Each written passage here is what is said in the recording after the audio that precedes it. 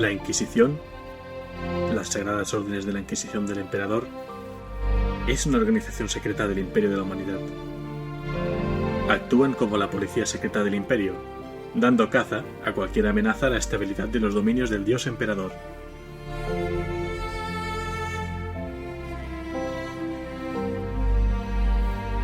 La Inquisición está formada por hombres y mujeres especialmente adiestrados para detectar manchas de corrupción herética o chenos.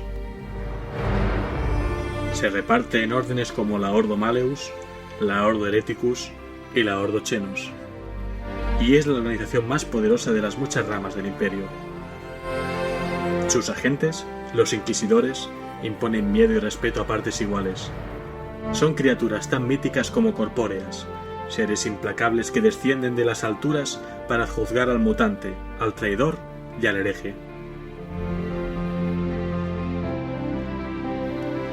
Raro es el ciudadano que no teme atraer la acerada mirada de un inquisidor. Todos y cada uno de los ciudadanos del Imperio, desde el más pobre de los despojos de una subcolmena hasta los más elevados y ricos nobles, han escuchado las historias de muerte y destrucción, del ojo que todo lo ve, que condena o absuelve con impunidad. Aquellos que se han cruzado en el camino de un inquisidor y vivido para contarlo, rara vez desean volver a ser objeto de su atención.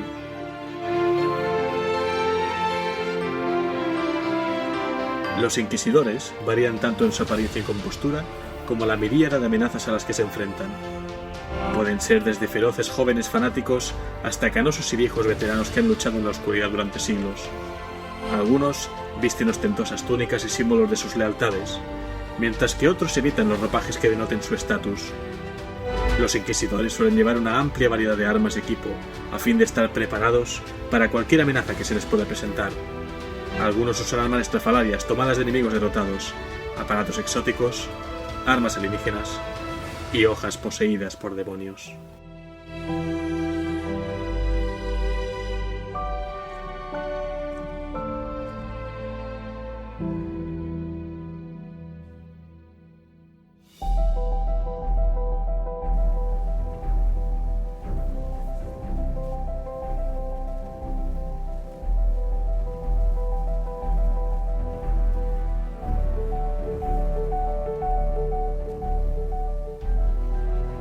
Un saludo y bienvenidos a la Biblioteca de Tisca. Os está hablando Helios, y en este 10º podcast voy a hablaros sobre la Inquisición. Recordad que este es un programa sobre trasfondo de Warhammer 40.000 en castellano, y que podéis escucharme en Spreaker Radio, en iTunes y en iVoox, vuestro kiosco de podcast online. Además, para mantener el contacto con todos vosotros, tengo las redes sociales. Facebook.com/la Biblioteca de Tisca, en Twitter el usuario @bibliotecatisca, y en Google Plus y en YouTube los canales llamados La Biblioteca de Tisca. Como siempre, antes de empezar quiero leer comentarios que habéis dejado en los canales. En primer lugar, Sergio Pedraza en Facebook dice: gran trabajo como siempre. Pues muchas gracias por escucharme, Sergio, y por pasarte a saludar. Jack Harper en Twitter dice: te felicito, amigo. Bueno, pues gracias por tu felicitación. Sé que eres un oyente acérrimo, estás ahí desde el primer día. Te mando un saludo desde aquí también. Kazegaka Esa en Twitter, otro de los habituales, dice: me hice una lista pública en iVoox con los audios de Biblioteca Tisca, ordenados cronológicamente. También pide Necrons, porque dice que quiere volver al universo del juego de miniaturas, después de no haber jugado desde segunda edición, creo que comentó, y quiere hacerse un ejército de Necrones. Dice que el códex le ha molado mucho y que ya veremos qué tal funciona en la mesa. Aparte de que pintarlos es fácil. Sí, pintarlos es fácil, pero hay esquemas que son bastante originales aún así, ¿eh? Oriol Wask en YouTube dice: genial, me encanta, me recuerda muy gratamente a los antiguos podcasts de la Biblioteca de Trantor. Gran trabajo. Pues gracias como siempre, y desde luego un saludo a la Biblioteca de Trantor, e inspiración principal para este proyecto. Carlos García en YouTube comenta: genial programa, como siempre, muy bien narrado, se nota que entiendes y te gusta de lo que hablas. Como sugerencia, estaría bien un capítulo especial sobre los dioses del caos. Sigue así, estaremos atentos. Pues ciertamente me ha parecido muy buena idea y creo que voy a cambiar un poco el programa que tenía planteado para poner un capítulo entero dedicado a los dioses del caos, como mínimo a los 3 primeros. No sé si trataré a Slaanesh en ese mismo programa o más tarde, pero sí que estaría bien, antes de ir al trapo con la historia de los Eldar, hablar de los demonios del caos y los poderes ruinosos, todo esto. Ya veré cómo lo hago, pero gracias por el aporte en todo caso. Y por último, Omega BCN en iVoox dice: piel de gallina de oírte, sigue así y no lo dejes. Bueno, pues no tengo intención de dejarlo. Lo siento porque me he retrasado un poco. Normalmente os tengo acostumbrados a un podcast o 2 a la semana. Quizá 2 era demasiado, pero bueno, esto según me viene, ¿no? Y hay programas que siempre te dejan con ganas de más. Este programa va a ser más largo de lo habitual, puede que seguramente incluso más que el anterior, porque aunque ya tenemos la historia de la humanidad al día, nos falta hablar de una figura muy importante que es la Inquisición, ya que está siempre detrás vigilando tanto dentro como fuera de las propias filas, ¿no? del Imperio. Así que hoy toca hablar de la Inquisición, hablar de todas sus, subfacciones, su modus operandi, etcétera. Así que va a ser un programa bastante interesante, ¿no? A la par que denso, como los últimos que estamos haciendo, pero no os preocupéis porque, a ver, cuando se tiene que tratar un tema me da como que no me apetece partirlo en capítulos. Sí lo hice con la herejía de Horus, pero porque sabía que así los 2 primeros serían bastante más digeribles y luego el último era el plato final, digamos, ¿no? En este caso es que creo que no merecía la pena partir la Inquisición en varios capítulos, uno para cada ordo. Creo que no merecía la pena, así que voy a tratar de hacerlo sin dejarme nada importante, pero sí yendo un poco al grano, ¿vale? Con la información que tengo.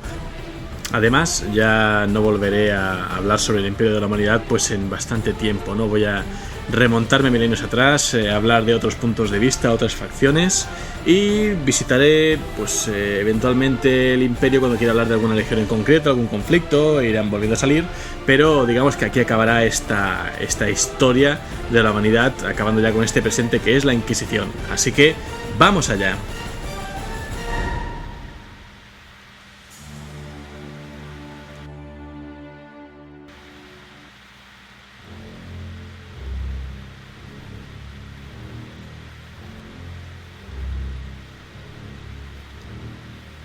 Los inquisidores se preocupan poco por la moralidad, y nada en absoluto por las muchas leyes y procedimientos del Imperio, excepto cuando eligen usarlas en su favor. Son la mano izquierda del emperador, como la de Adeptus Terra es su diestra, y juzgan a todas las organizaciones del Imperio. De hecho, un inquisidor está alejado del resto de la humanidad en todos los aspectos. Por antiquísima tradición, su autoridad viene directamente del mismo emperador, así que no hay jerarquía a la que deba responder, y solo debe rendir cuentas a sus compañeros. Más que eso, un portador del sello inquisitorial puede obligar a cualquier siervo del Imperio a que le asista en su misión, desde el más inferior de los clérigos a capítulos enteros de marines espaciales y flotas de batalla de la Armada Imperial. La supervivencia es el único objetivo que persiguen los inquisidores. No la supervivencia personal, pues ellos más que nadie entienden que una vida carece de sentido cuando se contempla a escala galáctica. Un inquisidor trabaja por nada menos que la perduración de la humanidad. Este es un pragmatismo frío, tan inflexible y ferviente que eclipsa incluso la fe de hasta el más devoto adepto de la eclesiarquía. El inquisidor es un árbitro de la verdad absoluta. A sus ojos, la tradición es irrelevante, las décadas de existencia sin tacha no cuentan para nada, y la ignorancia no importa un ápice. Los hechos del momento son la obsesión del inquisidor, y las consecuencias generadas por los actos aparentemente más insignificantes son su carga. Así pues, aunque ilustrados, los inquisidores no poseen ningún repositorio absoluto de conocimiento y certeza, pues ni los más viajados y experimentados de entre ellos poseen apenas una fracción de la sabiduría del emperador. Aunque hay muchos miles de inquisidores dispersos por el Imperio, tales son las amenazas dispuestas contra la humanidad que ni 10 veces más podrían esperar lograr una victoria duradera, o siquiera un respiro significativo. Los demonios claman más allá de la luz del emperador, esperando la hora en que la oscuridad lo engulla todo. Los alienígenas también avanzan en tropel, subvirtiendo y destruyendo mundos enteros. Y todo el tiempo, los negligentes, los estúpidos, los equivocados y los arrogantes miembros de la propia humanidad contribuyen sin darse cuenta a su propia destrucción. Todas estas amenazas deben ser combatidas y contenidas por todos los medios necesarios, y solo los inquisidores tienen la amplitud de visión y la autoridad para hacerlo. Allí donde un gobernador o un comandante militar solo percibirían una insurrección que debe ser aplastada, un inquisidor reconocerá la herejía de la que esa rebelión es solo un síntoma.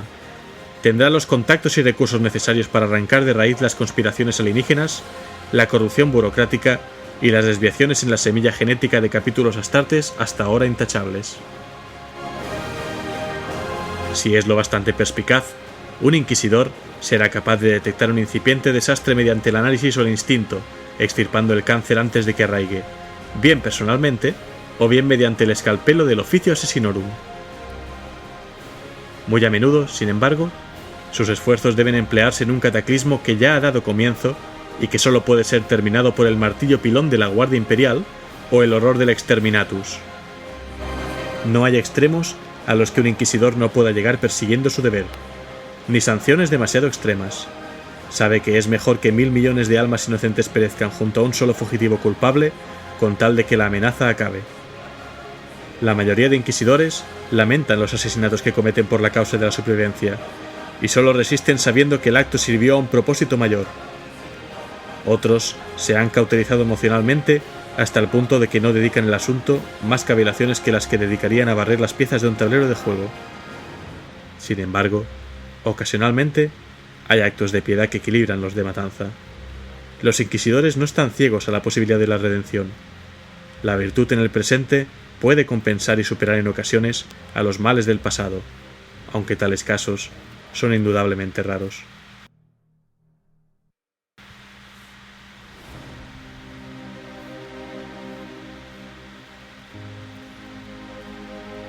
Los hombres menores podrían creer que los medios importan más que el fin, pero aquellos que portan el sello inquisitorial saben que eso no es cierto.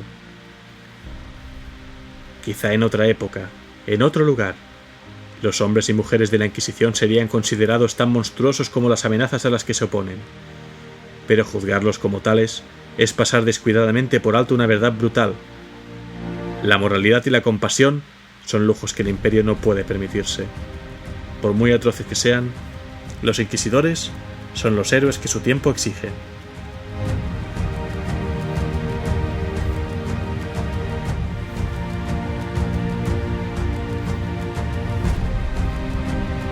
La existencia de desacuerdos entre las distintas ordos o distintos cónclaves es algo bastante raro, ya que cada uno de ellos tiene sus propias áreas de interés perfectamente definidas.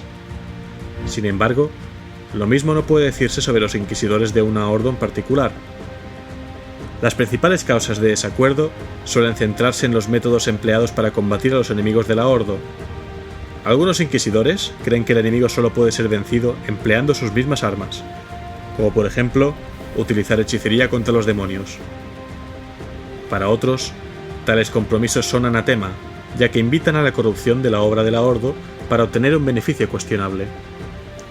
Tales desacuerdos suelen presentarse como conflictos entre filosofías puritanas y radicales, pero la verdad es mucho más compleja. La distinción entre ambas posturas no es absoluta sino relativa, y se forma únicamente dependiendo de las opiniones subjetivas del observador.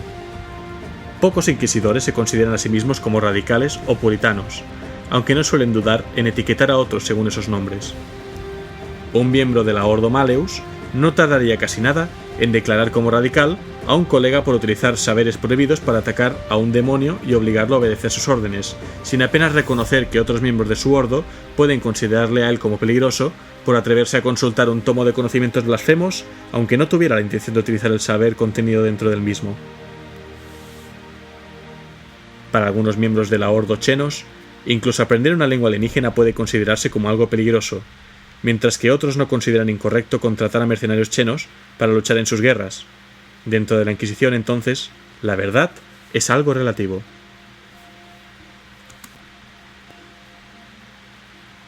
Debido a la propia naturaleza de la Inquisición, no es posible apelar a un poder superior cuando un inquisidor considera que uno de sus compañeros se ha alejado irrevocablemente del camino correcto.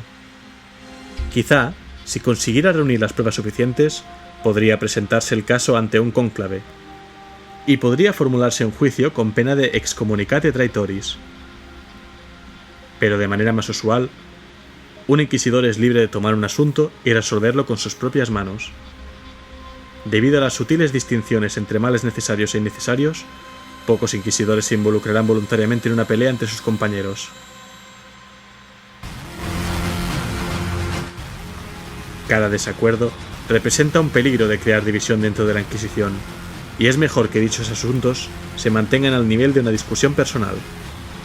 La mayoría del tiempo, esos desacuerdos acaban desapareciendo por sí mismos o acaban siendo superados por amenazas genuinas, aunque a veces degeneran en auténticos conflictos directos entre los dos inquisidores y sus respectivos agentes. Las luchas ideológicas entre los radicales y los puritanos no son enfrentamientos para dirimir entre lo que es correcto e incorrecto, ya que tales definiciones sencillas apenas pueden aplicarse al trabajo de un inquisidor. Los métodos radicales pueden servir para salvar la vida a millones de personas, mientras que la cerrazón de mente de los puritanos puede condenarlas. Por desgracia, no hay forma de conocer el desenlace de estas situaciones hasta que se producen. Un inquisidor podría leer el Grimorio Malefact y emplear su conocimiento para cerrar una fisura disforme, pero al hacerlo, se expone a abrir su alma al caos y convertirse en aquello lo que más teme. Quienes tienen un modo de pensar puritano consideran que tales riesgos son innecesarios y temerarios y buscarían otros medios para cerrar la fisura disforme, incluso si el retraso en encontrarlos condenara a varios mundos. En este caso, la metodología radical podría parecer ser la correcta, pero ¿y si al abrir su mente a la disformidad, el lector del Grimorio Malefact es posteriormente poseído por un demonio que causa más daño que el que hubiera causado la propia fisura disforme? Debería resultar poco sorprendente que muchos inquisidores se aferren a una única certeza o creencia, ya que dudar de las propias acciones representaría quedar a la deriva dentro de un mar de posibilidades, incapacitado para actuar por miedo a seguir el curso de la acción equivocada. Tal es la senda del inquisidor.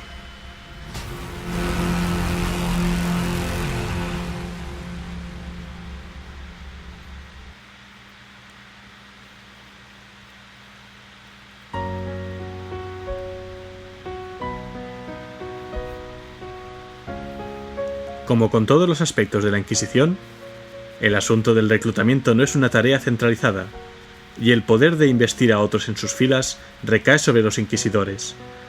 Algunos no reclutan en absoluto, pasando sus años persiguiendo a sus enemigos y dedicándose a sus tareas a lo largo de su vida. Otros creen que su tarea es educar y crear a la siguiente generación de inquisidores que continuarán la batalla en la que todos ellos luchan.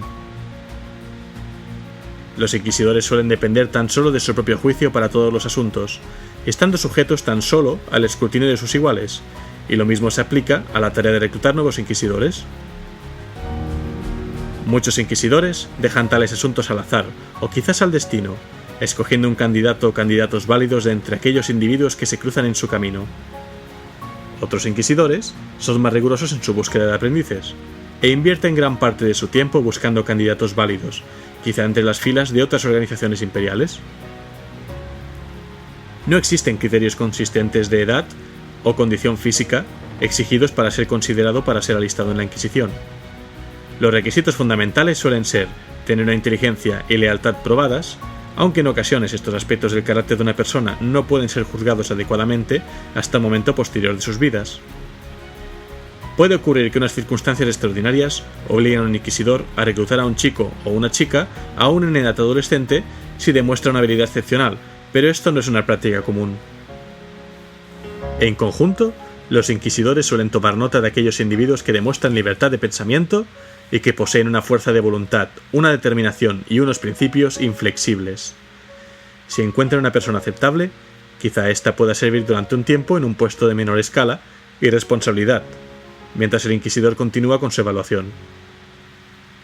Aquellos que demuestran su valor trabajando con el inquisidor suelen acabar disponiendo de un mayor grado de confianza por parte de su señor o señora. Después de muchos años, el aprendiz aprenderá todo lo que pueda del conocimiento del inquisidor y, con el tiempo, podrá realizar varias tareas. Algunos se refieren a estos individuos semicualificados como interrogadores, aunque también se les conoce como novicios, neófitos o aprobadores, o por cualquiera de un centenar o más de distintivos títulos, de acuerdo con los deseos del inquisidor. Tales individuos podrán llevar a cabo misiones por su cuenta o controlar operaciones en concierto con el inquisidor, pero seguirán siendo subordinados hasta que su señor o señora decidan otorgarles el título. Normalmente se requiere el consentimiento de otros inquisidores para poder otorgar poderes plenos a un inquisidor y hacerle entrega de un sello inquisitorial, aunque ha habido ocasiones en las que esto no ha sido necesario, o la situación inmediata ha dictado que el aprendiz adoptara plenos poderes y responsabilidades inquisitoriales de forma inmediata. Esto suele ocurrir si un inquisidor es asesinado. El aprendiz heredará su sello inquisitorial y podrá cumplir con las tareas y deberes de un inquisidor, con su cargo sujeto a derogación por otro inquisidor en caso de hacerse necesario. Los interrogadores pueden pasar de manos de un inquisidor a las de otro, según lo dicten el destino y la necesidad. Es en este periodo en donde los ideales de un inquisidor son heredados y se extienden, y a través de este crecimiento generacional, las facciones e instituciones que conforman la Inquisición se propagan a lo largo de los siglos. Al igual que su filosofía, el estudiante también aprenderá lo que su tutor supiera acerca del funcionamiento interno de la Inquisición, o bien en aquellos hechos que el inquisidor considere correctos y adecuados para ser transmitidos. Es una importante tradición entre los inquisidores, por tanto, que cada uno de ellos se gane su propio conocimiento, así como el respeto de sus iguales. Tal sabiduría no puede ser entregada de manera gratuita ni adquirida sin ninguna clase de esfuerzo, porque eso devalúa el propio conocimiento, así que como reza el dicho, el conocimiento es poder, guárdalo bien.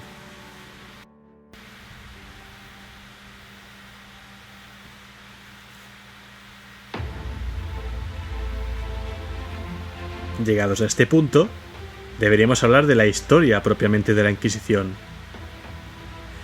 No debería resultar una sorpresa que el pasado de la Inquisición esté envuelto en el secreto. Incluso los mismos inquisidores solo disponen de la más nebulosa comprensión acerca de cómo fue fundada y deben de depender de centenares de dispares y a menudo contradictorias leyendas para guiarse. De hecho, existe una rama de la propia Inquisición llamada Ordo Originatus, dedicada a desentrañar 10 milenios de mitos, exageraciones y mentiras.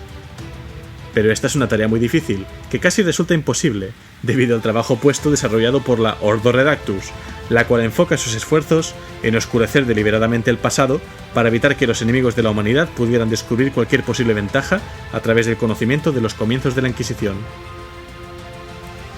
En lo que casi todas las leyendas coinciden y están de acuerdo, es que la Inquisición fue fundada por Malcador el Sigilita, por orden del emperador. A medida que se desarrollaba la rebelión, en los últimos días de la herejía de Horus, Malcador llevó a 4 hombres y mujeres ante el emperador, individuos de una lealtad, una determinación y una fortaleza mental sin mácula, los cuales le servirían bien en los años que se aproximaban. Más allá de este acontecimiento, las leyendas divergen, otorgando múltiples identidades a cada uno de los 4 individuos, algunas de ellas totalmente ridículas, muchas creíbles y todas ellas igualmente imposibles de probar y demostrar.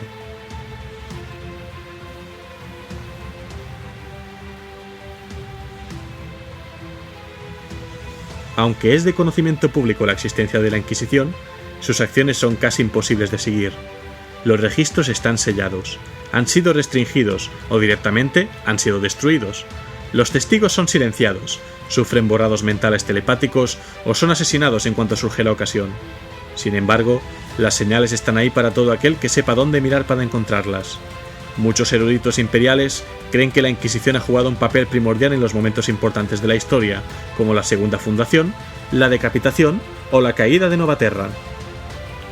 Existen lagunas en los registros oficiales que indican que ramas enteras de la Etus Terra fueron pasadas a cuchillo en el pasado. ¿Y quién sino la Inquisición tendría la autoridad para llevar a cabo tal cosa y ni mucho menos para ocultar posteriormente tal acción? Aquellos que buscan hallar información acerca del pasado de la Inquisición pasan su vida sin encontrar ni una sola prueba, y aquellos que logran descubrir aunque sea una sola pista suelen tener tendencia a desaparecer. Algunos llegan a traer sobre sí mismos la atención de algún inquisidor, porque sus habilidades se consideran importantes y útiles para continuar con la misión y lograr las metas de la Inquisición. Muchos sencillamente perecen, y sus cuerpos sin vida son encontrados posteriormente en situaciones tan vergonzosas que ponen en tela de juicio su carácter y credibilidad. La Inquisición vigila al Imperio, y no se preocupa de ser vigilada a su vez.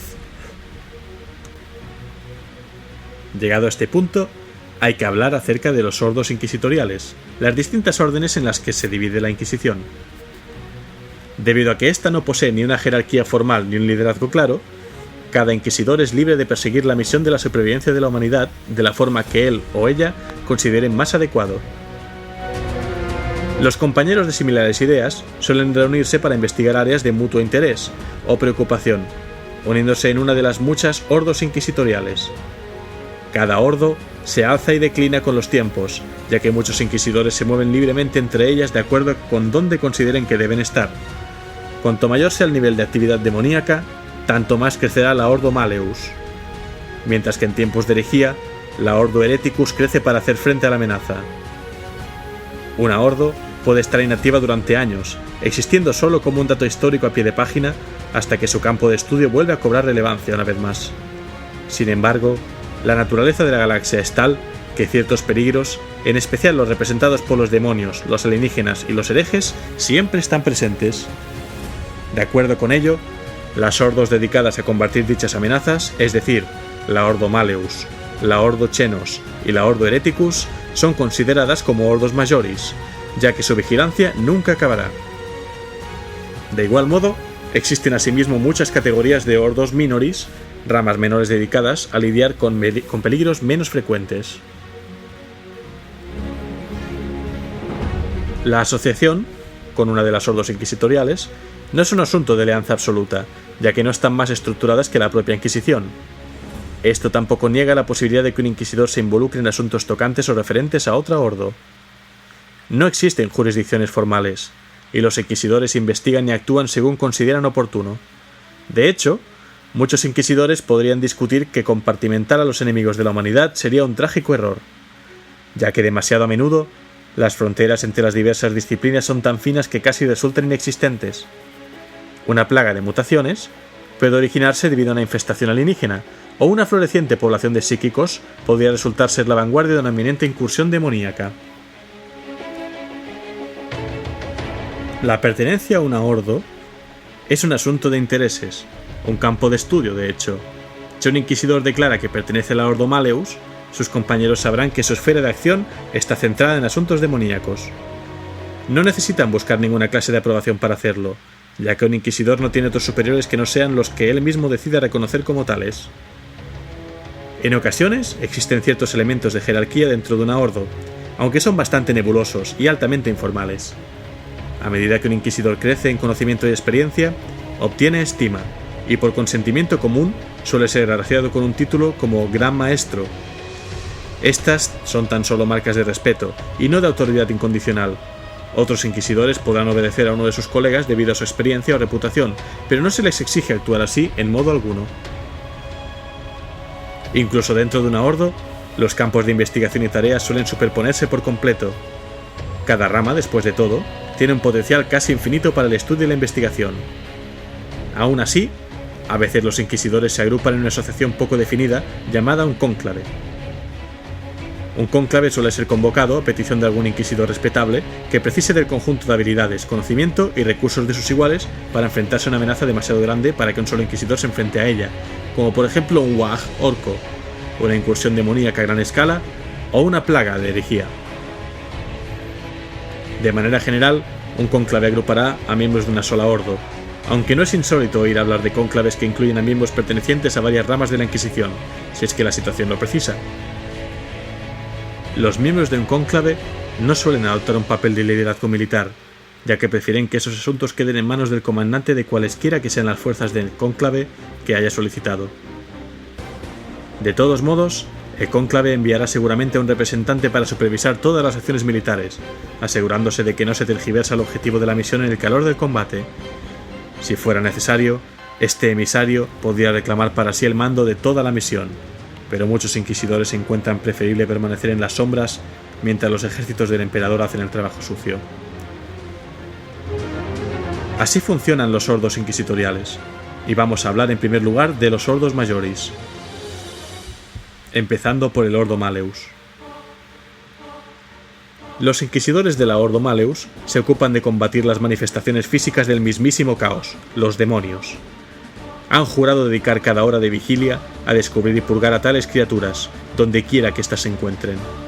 Los miembros de la Ordo Maleus suelen ser guerreros endurecidos en la batalla, ya que los demonios no pueden ser eliminados mediante las sutilezas del espionaje o el engaño.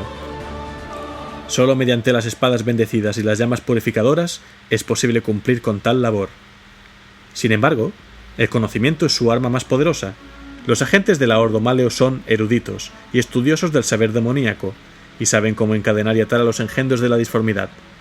Muchos de ellos solo emplean este conocimiento para obtener ventajas sobre sus presas sobrenaturales, dejándolas vulnerables ante el ataque de un martillo demonio o un proyectil santificado de Volter. Unos cuantos, sin embargo, se atreven a llegar mucho más lejos, encerrando entidades demoníacas dentro de cuerpos anfitriones mortales, forzando a las criaturas a combatir contra su propia ralea. Militarmente, la Ordo Maleus es la más formidable de las ramas de la Inquisición, ya que sus agentes pueden solicitar los servicios de los Caballeros Grises para ayudarles en sus batallas. Los Caballeros Grises son marines espaciales, designados como el Capítulo 666. Sus orígenes, como los de la Inquisición, están fechados en los últimos días antes de la ascensión del Emperador. Pero al contrario que los demás capítulos de la Etus Astartes, que pueden ser llamados a luchar contra todos y cada una de las amenazas que se cierren sobre el Imperio, los Caballeros Grises están dedicados únicamente a la tarea de matar demonios y estar siempre listos para ayudar a la Ordo Maleus en su larga guerra contra el caos. La siguiente Ordo Majoris es la Ordo Xenos. Esta tiene la misión de investigar y catalogar especies alienígenas, identificando aquellas que pudieran ser de utilidad para el Imperio y orquestando la destrucción de aquellas que se consideren una amenaza. Los agentes de la Ordo Xenos son por lo general los más excéntricos de su clase, ya que invierten años enteros, cuando no décadas, viajando y viviendo en espacio ajeno a la humanidad, aprendiendo todo lo que puedan para facilitar la explotación o eliminación de las especies con las que se encuentren. Como resultado, muchos inquisidores de la Ordo Xenos tienen fuertes lazos con comerciantes independientes, con los cuales comparten muchas metas y en ocasiones viajan con séquitos compuestos por mercenarios o viajeros alienígenas.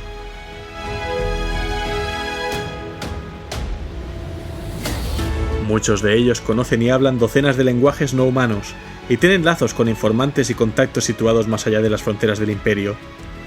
A pesar de todo ello, hay mucha más sangre en las manos de la Ordo Xenos que en las de cualquier otra rama de la Inquisición.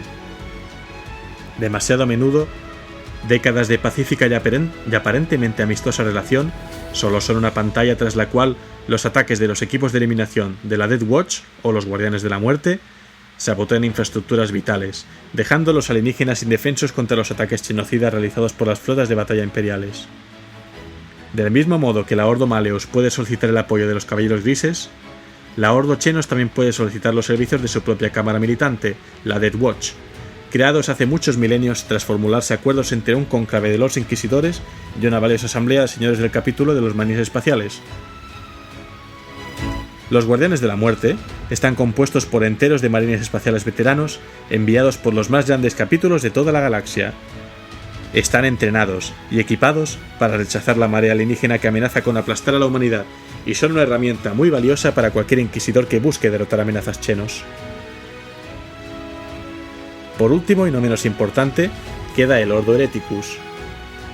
Este es una sombría rama de una organización ya de por sí envuelta en el secreto, y es la guardiana de la humanidad, el vigilante a las puertas que protege a la humanidad tanto de sus propias debilidades como de cualquier amenaza exterior.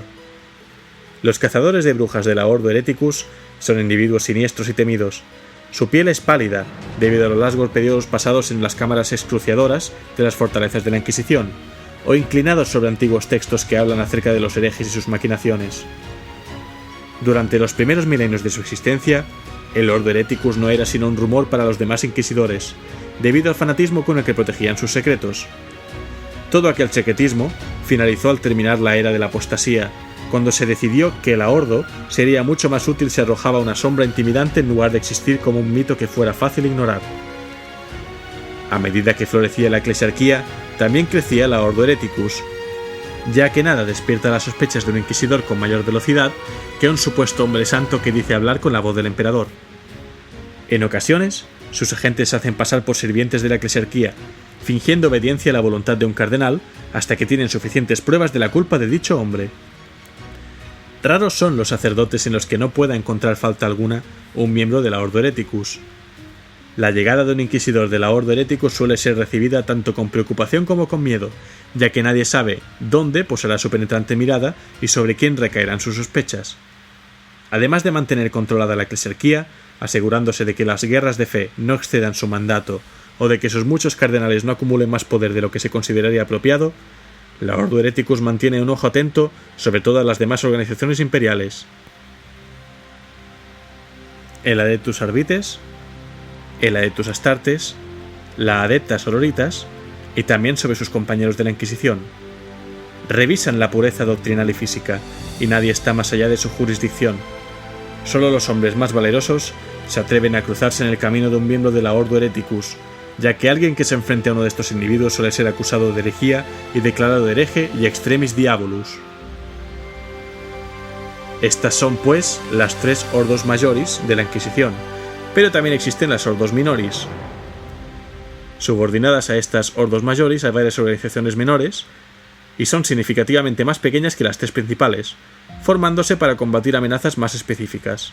La Ordo Aegis, que vigila la puerta de Cadia, la Ordo Astartes, que vigila los capítulos de los marines espaciales, la Ordo Astra, que controla la cartografía estelar, la Ordo Barbarus, que vigila los mundos preindustriales, la Ordo Cronos, que estudia los viajes temporales por la disformidad, aunque todos sus miembros han desaparecido, y luego tenemos la Ordo Custodum, la Ordo Desolatus, que tiene un propósito desconocido oficialmente, la Ordo Excorium, que controla la ejecución de Exterminatus. Un Exterminatus es una orden que se da de aniquilar un planeta entero cuando este es imposible de recuperar o el Imperio considera que es necesario realizarlo.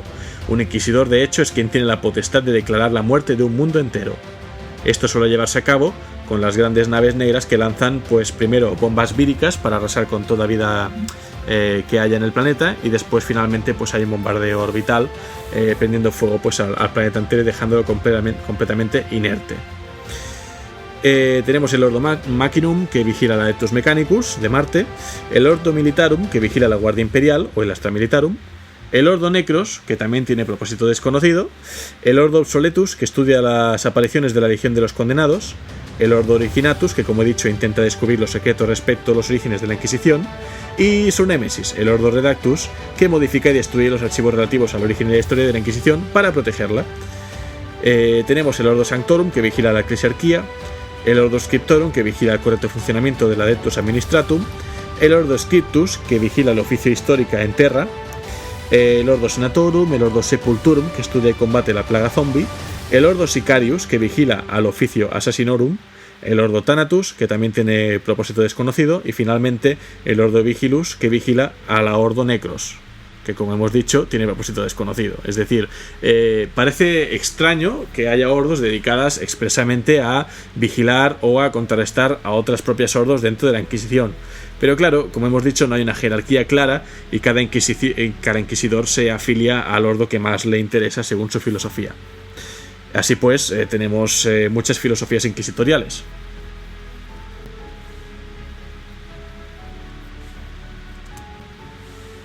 Muchos inquisidores se labran un camino único a través de la galaxia, confiando en su propio juicio y conocimiento para prevalecer.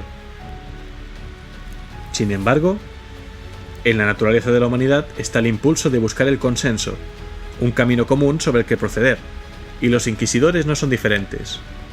En cualquier momento hay conjuntos de filosofías permitidas dentro de la Inquisición, cada una de las cuales está considerada como el camino hacia la verdad y la salvación absolutas por sus seguidores.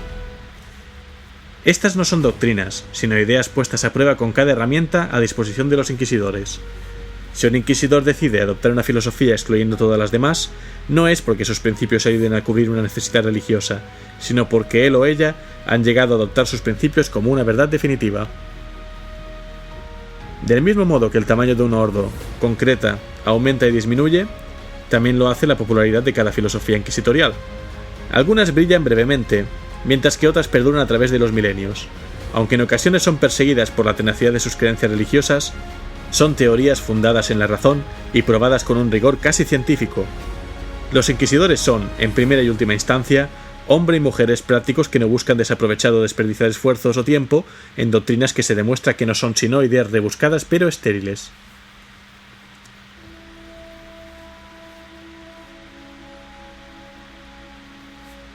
Estas filosofías a veces son tan amplias que se abren camino entre las distintas disciplinas inquisitoriales, atrayendo y agrupando a inquisidores de ideas similares procedentes de varias ordos.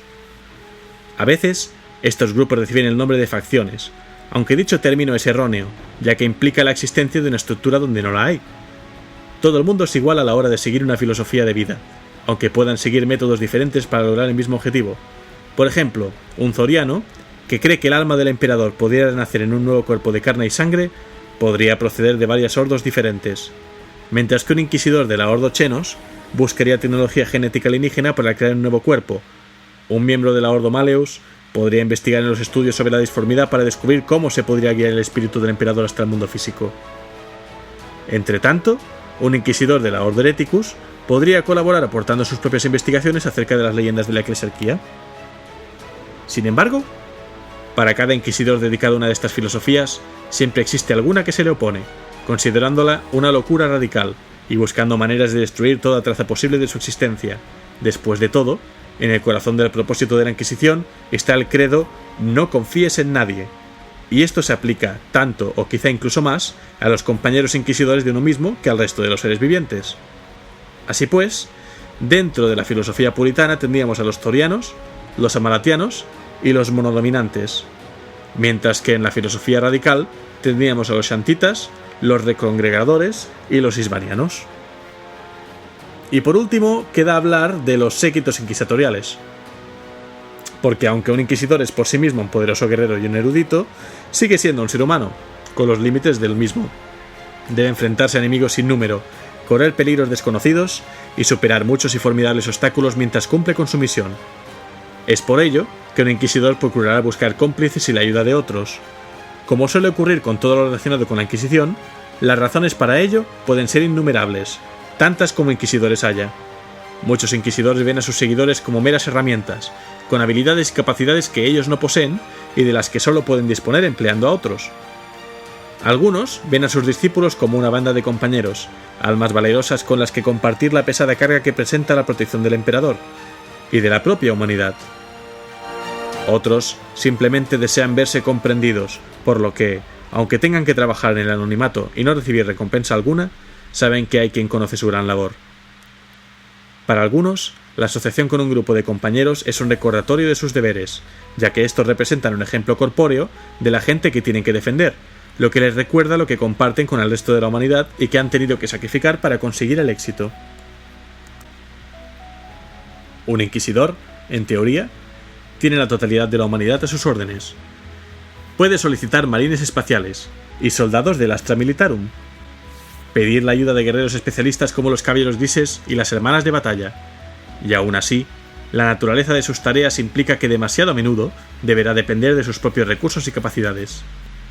Si teme que un gobernante planetario se encuentra bajo la influencia de las malignas bestias del caos, ¿a quién se dirigirá? Si el populacho de un planeta se ha alzado en una revuelta contra el emperador, ¿quién le proporcionará ayuda? Por necesidad, el inquisidor trabaja principalmente envuelto en la oscuridad y las sombras. Su presencia no es reconocida, y sus acciones resultan invisibles. Por ello, el inquisidor y su banda de guerreros saben que deberán actuar en solitario contra los horrores de la galaxia, ya que no pueden confiar en nadie más.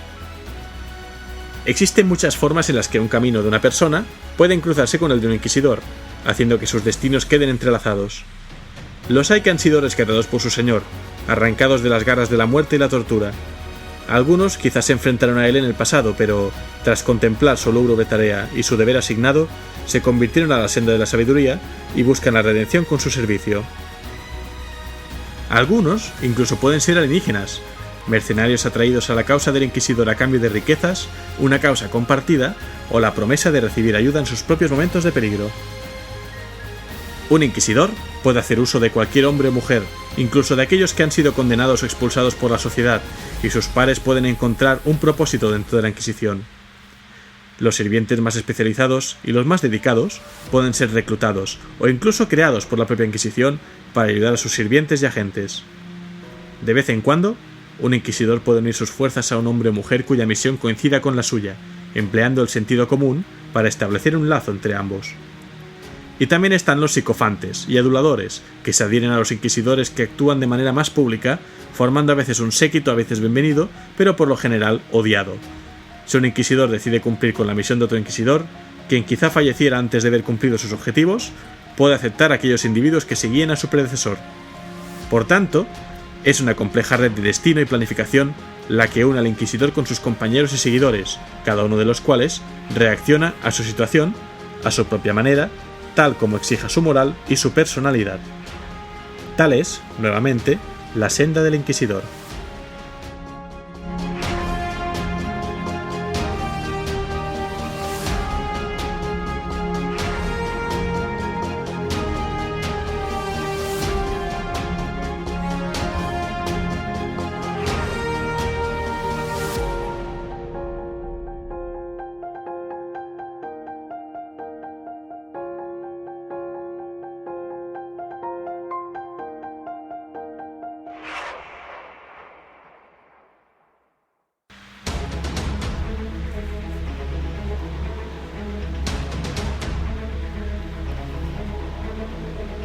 Bueno, pues hasta aquí termina el relato de hoy sobre la Inquisición, poniendo fin ya por fin a la rama de la humanidad en este universo de Warhammer 40.000.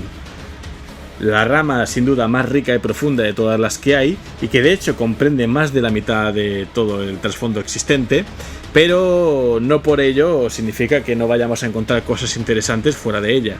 Pronto lo vamos a descubrir juntos. Esto ha sido la Biblioteca de Tizca, este 10º podcast, y os ha estado hablando Helios, a quien podéis escuchar en Spreaker Radio, en iTunes y en iVoox, vuestro kiosco de podcast online. Recuerdo también que tengo las redes sociales, las repaso rápidamente: facebook.com/la Biblioteca de Tizca, en Twitter el usuario @bibliotecatizca, y en Google Plus y YouTube los canales llamados La Biblioteca de Tizca. Gracias al sitio web Wikihammer 40.000 por brindar tanta y tan útil información para ir ordenando toda esta historia. Si queréis visitarlo de primera mano, la dirección es http://es.warhammer40k.wikia.com. Como siempre, quiero terminar con una recomendación, y lo lógico sería que fuera algo relacionado con la Inquisición, pero hay un problemilla, y es que lo único que tengo, digamos, cerca es el juego de miniaturas de Deathwatch Overkill, ambientado, digamos, en la Ordo Xenos, ¿no? En esta guardia de la muerte, que en este caso se adentra en unas minas de un planeta en la que un culto de Genestealers ha suplantado a una población entera de la Guardia Imperial. ¿Por qué digo que es un problema? Pues porque yo tengo este juego, lo adquirí el pasado diciembre y ya lo tengo todo montado y estudiado, pero no he podido estrenarlo. Con lo cual no puedo daros mucho detalle sobre la jugabilidad, sí que parece interesante, solo os puedo hablar de que las miniaturas son una auténtica pasada, ¿vale? Tiene unas 50 miniaturas de plástico Citadel con gran detalle, entre los cuales tenemos pues un grupo de Genestealers, un Genestealer Magus, 2 familiares, Genestealers pura cepa, aberrantes, híbridos, incluso un enorme Genestealer Patriarch con una pose muy guapa.